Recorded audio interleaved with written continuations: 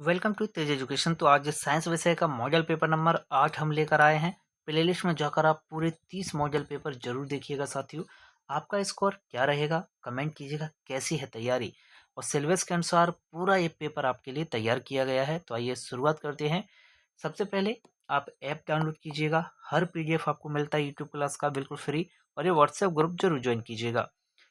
सबसे पहला प्रश्न है कि परिनालिका के कारण चुंबकीय क्षेत्र की शक्ति में निम्न के द्वारा वृद्धि की जा सकती है। तो आपको अच्छे से याद रखना है कि परिनालिका के कारण चुंबकीय क्षेत्र की शक्ति में जो वृद्धि की जा सकती है ना भाई, वो परिनालिका के घुमावों की संख्या में वृद्धि करके की जा सकती है। अगर आप परिनालिका के घुमावों की संख्या में वृद्धि कर देंगे तो क्या होगा, परिनालिका के चुंबकीय क्षेत्र की शक्ति में वृद्धि हो जाएगी। आगे बढ़ते हैं। प्रश्न है कि जब किसी शक्तिशाली चुंबक के छोर के निकट एक धातु लगाई जाती है तो यह इसे प्रतिकर्षित करती है। यह धातु कैसी होगी भाई, अचुंबकीय, लोह चुंबकीय, प्रतिचुंबकीय या फिर अनचुंबकीय। तो आपको अच्छे से याद रखना है ये होगी प्रतिचुंबकीय। ठीक है। तो जब किसी शक्तिशाली चुंबक के एक छोर को कहाँ, छोर के निकट क्या लाई जा रही है भाई, एक धातु लाई जा रही है, तो ये प्रतिकर्षित करती है क्योंकि यह धातु की प्रकृति कैसी है भाई, प्रतिचुंबकीय है। नेक्स्ट प्रश्न देखिएगा कि वैद्युत चुंबकों का उपयोग किस में किया जाता है। वैद्युत चुंबकों का उपयोग भाई एम्पलीफायर में करते हैं या ट्रांसफार्मर में, विद्युत घंटी में या फिर रेफ्रिजरेटर्स में करते हो। तो आप याद रखें कि वैद्युत चुंबकों का जो उपयोग है ना, ये विद्युत घंटी में किया जाता है। नेक्स्ट प्रश्न है कि चुंबकीय क्षेत्र द्वारा विक्षेपित नहीं होता, न्यूट्रॉन विक्षेपित नहीं होता या फिर पॉजिट्रॉन, प्रोटॉन या फिर इलेक्ट्रॉन विक्षेपित नहीं होता। तो आप याद रखें कि चुंबकीय क्षेत्र जो होता है भाई, इसके द्वारा न्यूट्रॉन जो होता है वो विक्षेपित नहीं होता। ठीक है भाई, विकल्प ए इसका सही जवाब है।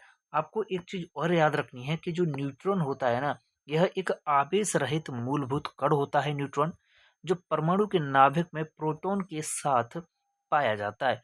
और इसकी खोज किसने की भाई, चैडविक ने की, जेम्स चैडविक ने की थी। नेक्स्ट प्रश्न है कि जब एक विद्युत परपथ में एक इकाई विद्युत आवेश एक बिंदु से दूसरे बिंदु तक जाता है तो जूल में किए गए कार्य की मात्रा को क्या कहा जाता है। इसे विद्युत चालकता कहते हैं या विभवांतर कहते हैं, विद्युत प्रतिरोध या फिर विद्युत धारा ये कहलाता है।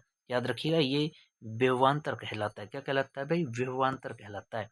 नेक्स्ट प्रश्न है कि वर्तमान आउटपुट को निर्धारित करने के लिए कौन सा सर्किट पिछले इनपुट का उपयोग करता है। यह दर्शाता है कि हमारे पास इवेंट ऑर्डरिंग होना चाहिए। विकल्प है कि अंकगणितीय सर्किट या संयोजन सर्किट या अनुक्रमिक सर्किट या फिर डाटा प्रोसेसिंग सर्किट।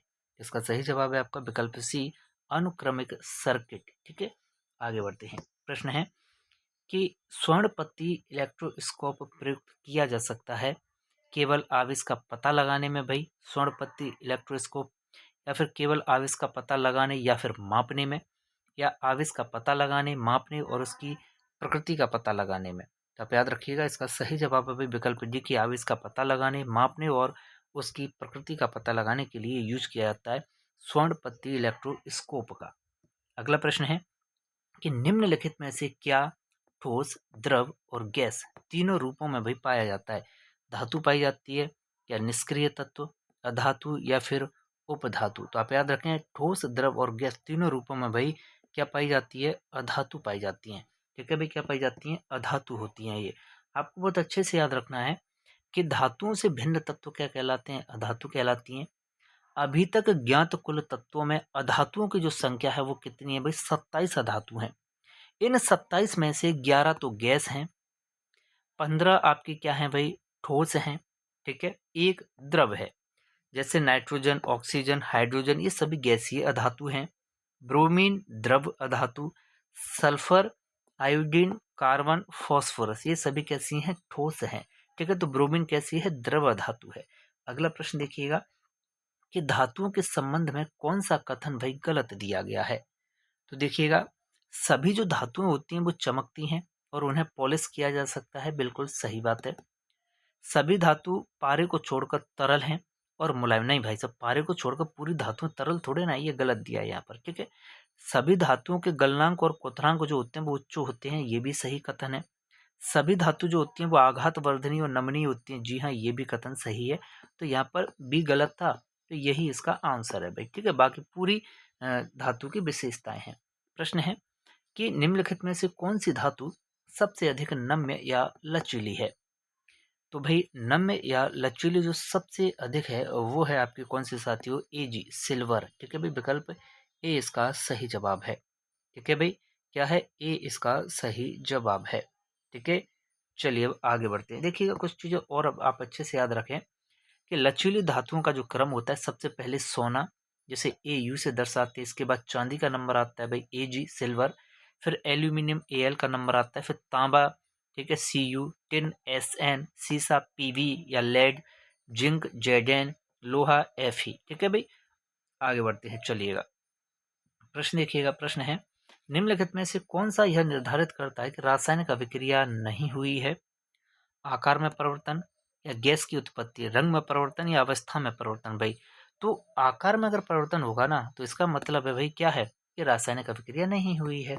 आगे बढ़ते हैं। प्रश्न है ऑक्सीकरण क्या होता है? भाई ऑक्सीकरण तो आपको बहुत अच्छे से याद रखना है कि रासायनिक अभिक्रिया के दौरान पदार्थ का ऑक्सीजन को ग्रहण करना, ठीक है, क्या कहलाता है? ऑक्सीकरण कहलाता है।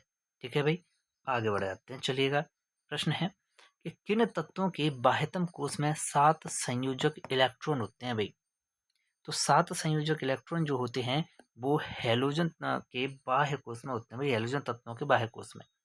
प्रश्न है कि कौन सा द्विपरमाणुक है? तो आपको अच्छे से याद रखना है, दिए गए विकल्पों में जो द्विपरमाणुक तत्व है ये है फ्लोरीन। क्या है भाई? फ्लोरीन है जो कि द्विपरमाणुक है। इसके अलावा ऑर्गन, हीलियम एक परमाणुक है।